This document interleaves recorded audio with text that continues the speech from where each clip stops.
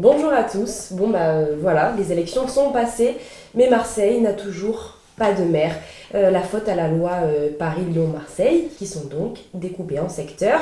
Et donc, on n'y vote pas pour un maire, mais pour des conseillers d'arrondissement qui devront, eux, voter pour le maire. Vous avez aimé la guerre des chefs à droite, l'union impossible à gauche, le candidat LREM introuvable, l'entre-deux-tours en pandémie mondiale. Vous allez adorer la majorité impossible. Donc je résume, dimanche soir, le printemps marseillais a remporté 4 secteurs. C'est simple, c'est dans l'ordre des chiffres, 1, 7, 2, 3, 4, 5, 6, 8, donc le centre-ville.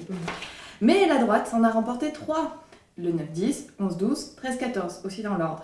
Et Samia Ghali a remporté le dernier secteur, le 15, 16. Donc j'ai pris la responsabilité avec mes amis de retirer la liste dans le 15-16 pour que justement ni l'extrême droite ni l'extrême gauche puissent gagner. Et c'est Samia Ghali qui est sortie, et je ne prendrai pas de décision à sa place. Mais aujourd'hui, si elle peut être au sein du conseil municipal avec 8 élus au total, c'est parce que nous nous sommes retirés. Donc je vous invite à lui poser cette question pour voir ce qui se passera le jour du 4 juillet. En tout cas, nous avons pris nos responsabilités. Nous avons choisi de présenter Guy Tessier samedi matin à l'élection du maire de Marseille. Pour comprendre ce passage de relais en plein 3e tour à Marseille, il faut sortir les calculettes. Le retrait de Martine Vassal au profit de Guy Tessier, 75 ans, permettrait aux Républicains de récupérer les 3 voix du dissident Bruno Gilles et donc d'être à égalité selon eux avec le printemps marseillais. Et en cas d'égalité, c'est le candidat le plus âgé qui est élu. Classé très à droite, Guy Tessier ne semble pourtant pas non plus faire l'unanimité. Le maire LR du 9e et 10e arrondissement de la ville a annoncé sa candidature. Je ne peux pas soutenir la candidature de Guy Tessier parce que je sais qu'il y a des ententes en cours avec le Front National et que je ne peux pas. Au matin du 3e tour, les cartes étaient distribuées et si le printemps avait globalement hérité d'une bonne main, on s'accordait aussi à dire qu'il avait peu d'atouts dans sa manche, si ce n'est les faveurs du public de cette finale.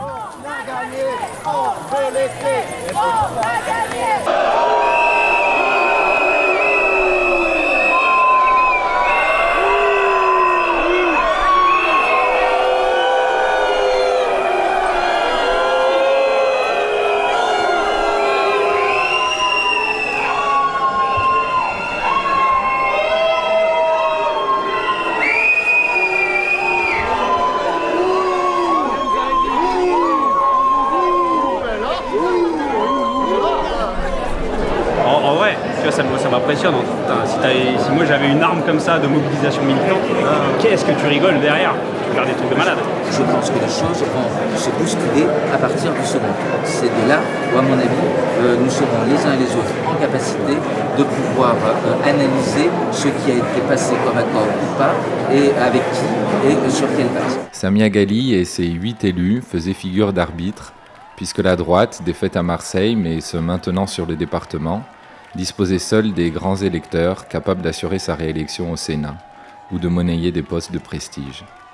Mais il faudrait aussi compter sur les 3 voix du dissident Bruno Gilles ou sur celle de Stéphane Ravier. C'était la revanche des petites cartes et la partie pourrait basculer avec un 10 de pique, un 9 de cœur ou sur une coupe franche. Monsieur Audrey Garino, Madame Audrey Garino, Madame, ça va, Madame Samia Ghali, Monsieur Bruno Gilles, Madame Marguerite Pasquini, Monsieur Benoît Payan. Pour moi, c'était un peu comme si toute cette campagne municipale, que j'avais vue s'étirer dans un compte à rebours océanique et des errances cosmiques, allait se rejouer à l'antithèse, en respectant enfin l'unité de temps et l'unité de lieu. C'était le Big Crunch après le Big Bang. Mesdames et messieurs, mes chers collègues, je souhaitais vous faire savoir qu'il était prévu il y a encore quelques heures que je sois le président de cette séance du début à la fin et le doyen d'âge. Depuis quelques heures, comme vous le savez, je suis également candidat pour le poste de maire. En conséquence de quoi, bien que rien ne m'empêche, je trouve qu'il est plus normal que je cède la place donc à celle qui va, Mme Marguerite Pasquini, qui est tout de suite après moi un peu plus. Donc je demande à Mme Marguerite Pasquini de venir prendre ma place. Dans cette partie de poker, ou plutôt de tarot provençal, Toutes les règles écrites et non écrites, toutes les dimensions du jeu allaient jouer leur rôle. À commencer par le hasard de la pioche, comme la nomination de Marguerite Pasquini au perchoir, doyenne d'âge derrière Guy Tessier, mais également élue dans le groupe de Samia Ghali. Une carte joker. Alors, je vous demandais quand même un petit peu de silence. Nous vivons aujourd'hui une journée historique sur Marseille, et j'aimerais qu'on soit tous très attentifs de façon à ce que ça se passe dans de bonnes conditions. Alors, je vais quand même... Oui, monsieur Ravier. Non, j'attends le micro, je voudrais que dire soit audible. Et tandis que le 12e homme, le Vélodrome, étalait son bourdon à l'extérieur, à l'intérieur de l'hémicycle, à la table de jeu, le tour d'annonce était aussi l'occasion de tenter un coup de bluff. Merci, Mme Basili. J'ai bien entendu les propos de M. Tessier qui rappelait qu'il n'y aurait pas de débat. C'est la loi, monsieur Ravier. Bien entendu que c'est la loi.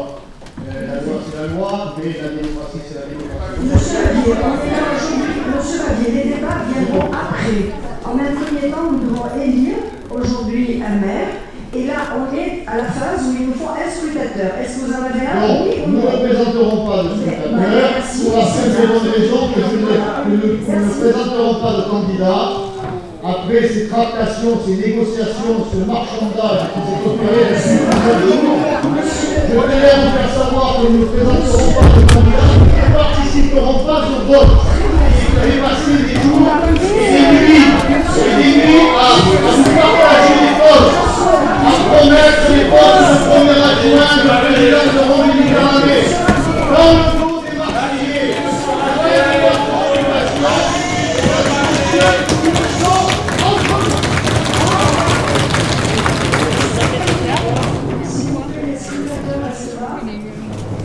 ensemble pour Marseille, est-ce que vous avez quelqu'un? Pardon? Je m'excuse, pas connaissant. Les suspensions de séance viendront entre le premier et deuxième tour et deuxième tour, troisième tour. Voilà.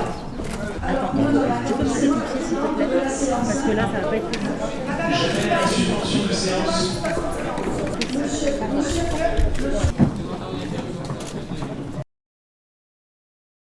Dénoncer les magouilles, clairement, c'est quoi vous dénoncer? C'est les magouilles, il y en a assez des magouilles. Il faut que ce monde qui a ruiné cette ville, ce système de magouilles et de tractation, il faut en finir. Voilà. Il faut un électrochoc, il faut que chacun prenne ses responsabilités publiquement, parce qu'on s'acheminait encore une fois dans cet isoloir à bulletin secret vers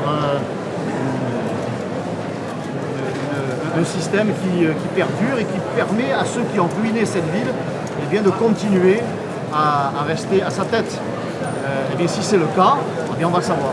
Les cartes étaient distribuées, on en avait pris connaissance, les annonces étaient passées, il ne restait donc plus à chacun qu'à jouer sa main.